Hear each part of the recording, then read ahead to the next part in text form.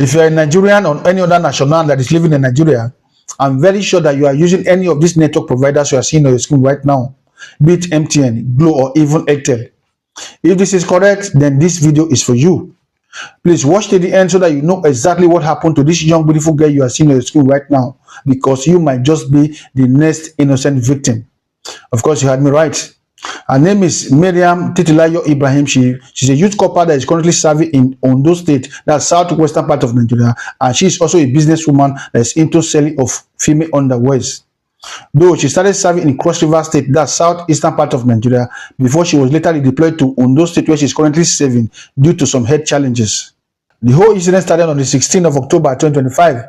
Miriam got a text message from a customer through her WhatsApp business line indicating that she saw some female underwears on her WhatsApp status. She liked them and she wants to buy some of them.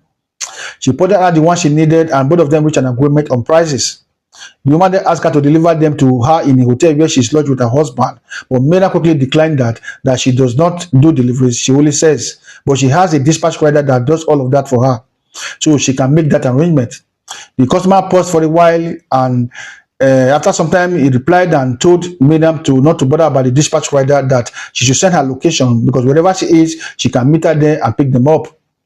Hours later, they met at that location, and the woman being in the plus side, what she ordered was a little bit smaller for her, and she then asked Miriam to bring a catalog so that she can check and see if she can find something interesting to buy.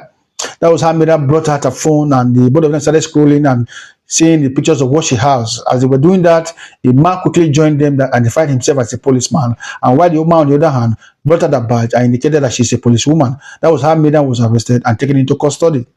While they were at the police station, two other policemen that came from Force Intelligence Department in Abuja quickly joined them and handed over some papers to her that contained different phone numbers, different locations, different dates, and different names for her to go through.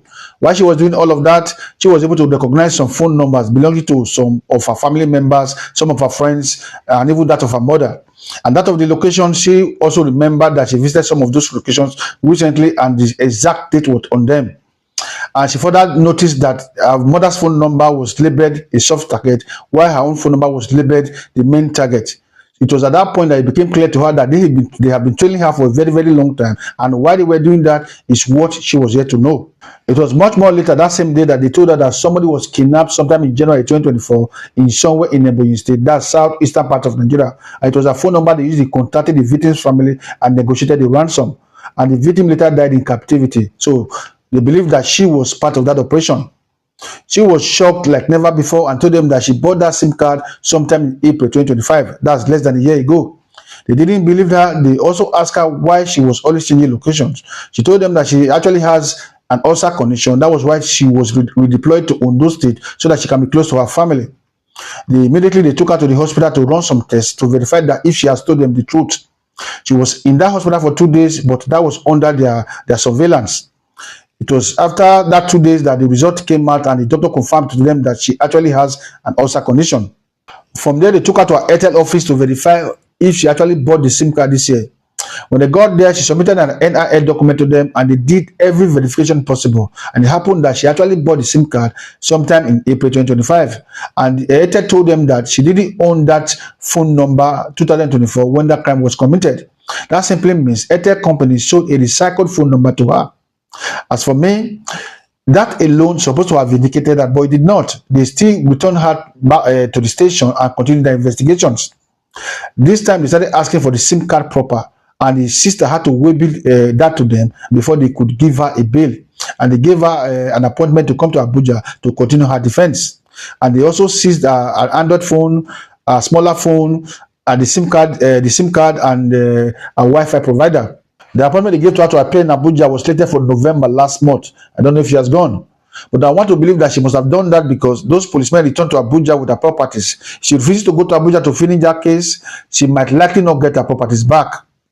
Now, in this particular case, who is to be blamed? Is it Miriam that patronized Airtel company like every other person's, or the policemen that refused to stop stressing her, even though they have been told that she did not own that phone number in 2024 when that crime was committed? Or is it the Airtel company that intentionally sold a recycled phone number to her? Who is to be blamed? For me, Miriam does not have to share from the blame at all because she needed a new phone number and she bought one. But now she is being dragged for kidnapping and murder. This is why I said it could happen to any of the network users.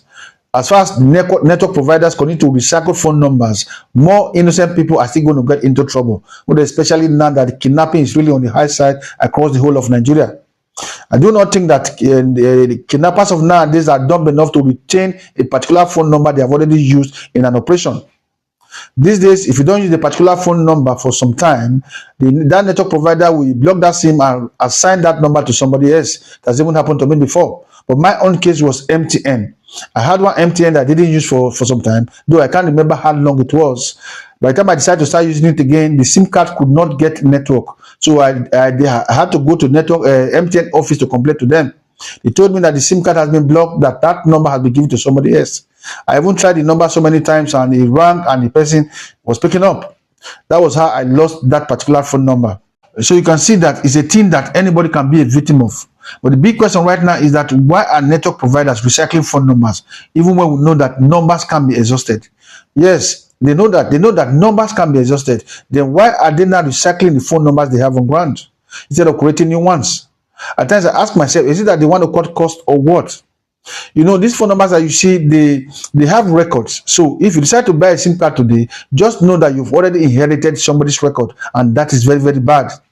So guys, do like and help us share this video so that other people will see it, so that they can be aware that things like this does happen. See you next time.